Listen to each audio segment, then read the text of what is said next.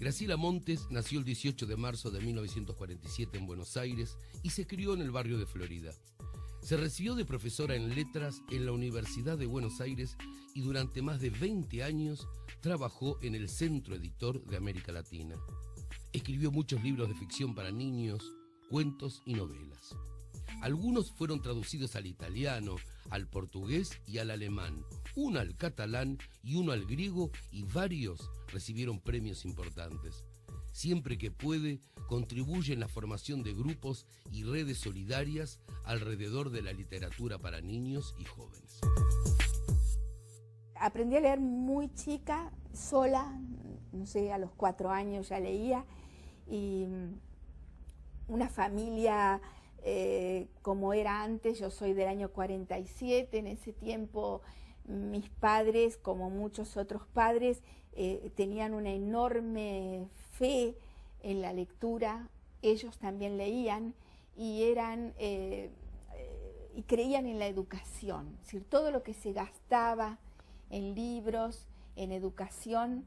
Nosotros vivíamos en una casa alquilada, pero no teníamos casa propia, pero biblioteca teníamos, y era muy importante eso, muy valioso.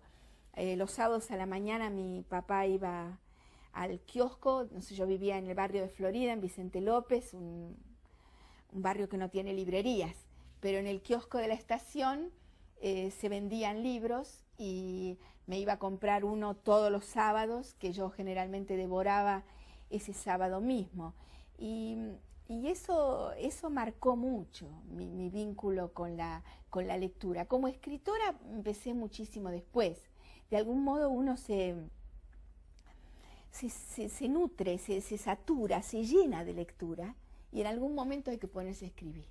No hay más remedio, ¿eh? Es de tanto leer que después hay que empezar a escribir.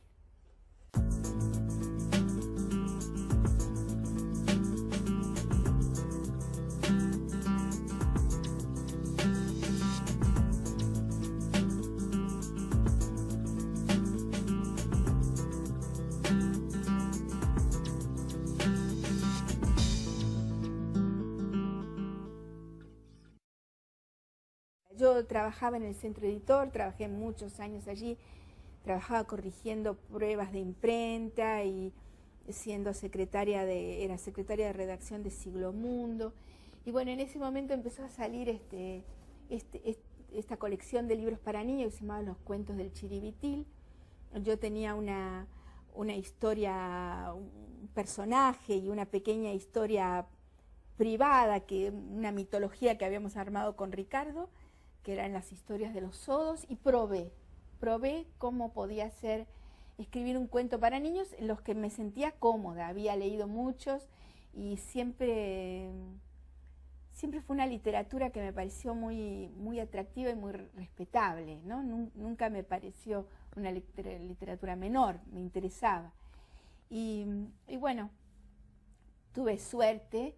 En realidad no al principio, porque la directora de la colección lo rechazó y me dijo que era un cuento rarísimo y que no se entendía mucho por qué había inventado esos personajes, pero la suerte fue que lo leyó Boris Spivakov y a él sí le gustó mucho y manifestó un entusiasmo tremendo, y el libro se publicó, y cuando se publicó tuvo notas periodísticas, lo que era asombroso para un libro para niños.